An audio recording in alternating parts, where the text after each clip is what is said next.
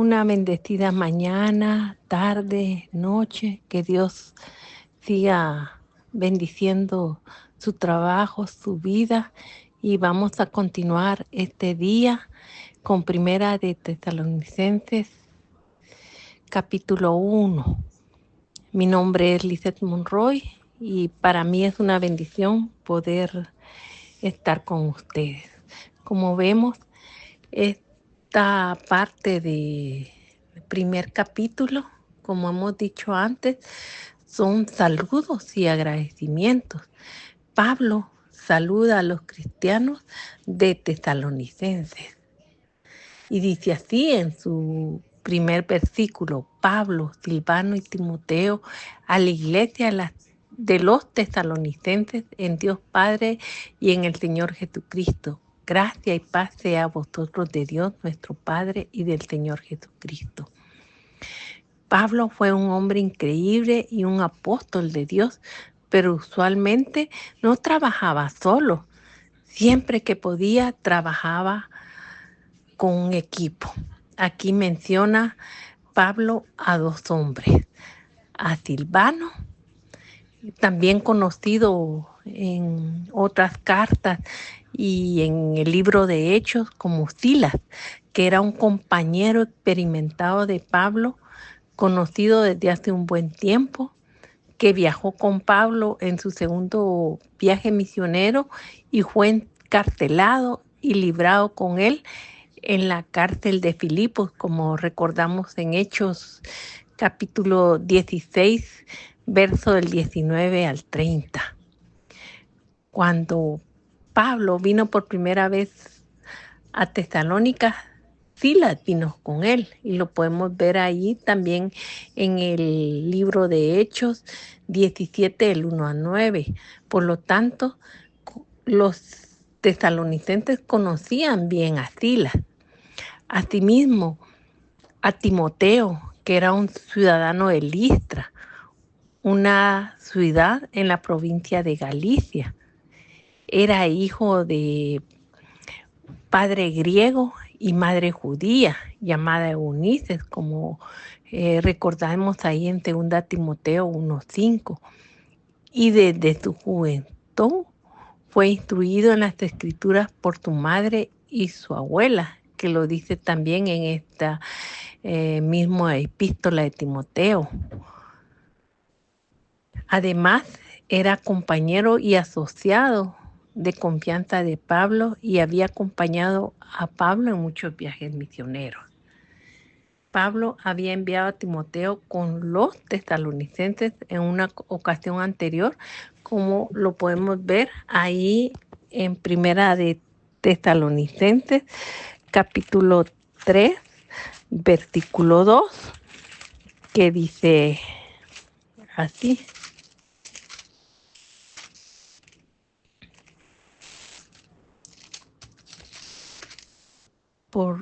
y enviamos a Timoteo, nuestro hermano, servidor de Dios y colaborador nuestro en el Evangelio de Cristo, para confirmaros y exhortaros a respetar respecto a vuestra fe, ¿verdad?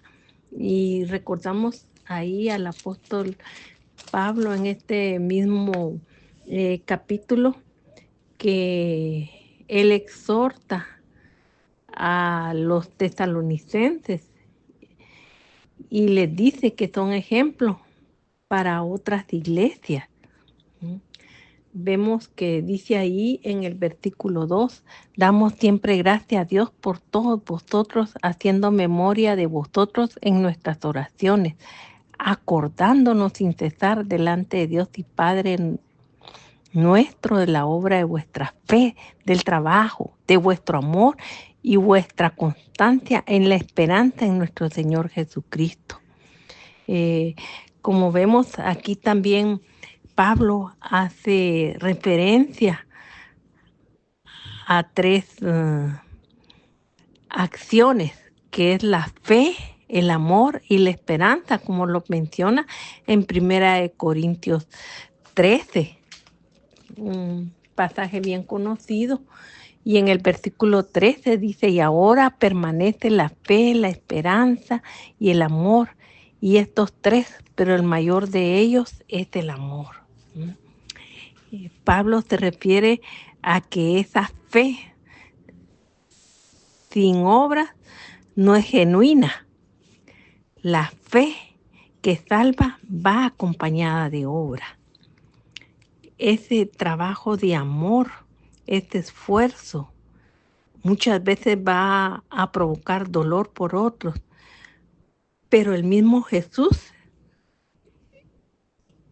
expresó su amor al morir por nosotros, como dice Juan 3:16, porque de tal manera amó Dios al mundo que ha dado a su Hijo unigénito.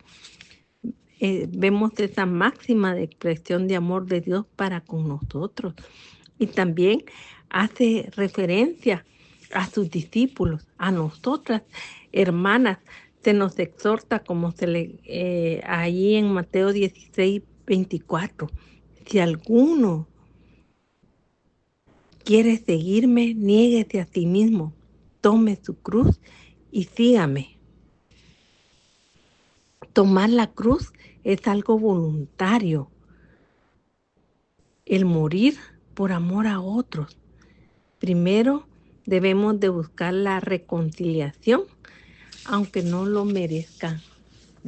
Pero nosotros debemos demostrar ese amor. Cuando hablamos de esperanza, estamos hablando de una constancia. No es un verbo pasivo de tener paciencia, sino un acto de mantenerse constante, debajo, alegre. Y además de eso, vamos a ver algunas características de esta iglesia que Pablo empieza a mencionar en el versículo 5. Pues nuestro evangelio no llegó a también en poder en el Espíritu Santo y en plena certidumbre, como bien sabéis, cuál fuimos entre vosotros por amor de vosotros. Y vosotros viniste a ser imitadores de nosotros y del Señor, recibiendo la palabra en medio de gran tribulación con gozo del Espíritu Santo.